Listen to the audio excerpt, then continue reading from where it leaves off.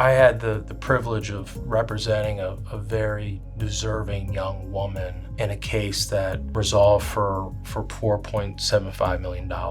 And she was a very deserving client. I really grew to respect her and appreciate what she went through, and it was really, she was a really brave client. The part of the challenges of being a personal injury lawyer is this case was particularly challenging. It wasn't a straightforward traditional car accident like most people would think. There were some very technical pieces to it. There were a lot of experts involved in the case, a lot of unique defenses, and there's a lot of finger pointing about who was actually the culprit, who was at fault for causing these life-changing injuries to this young person. That's one of the challenging parts of our job, and also a rewarding part of it is that when you do have complicated technical aspects of a case, you have to learn everything about it. You have to develop a mastery of a subject matter you may know nothing about as a personal injury lawyer going into the case, but in order to effectively help and represent your client, you have to learn these things and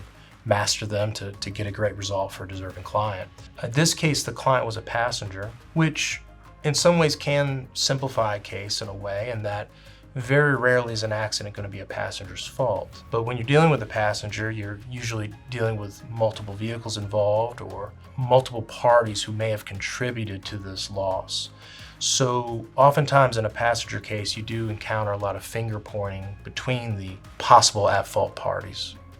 No need to worry, call Cooper Hurley. The car crash experts, 333-3333.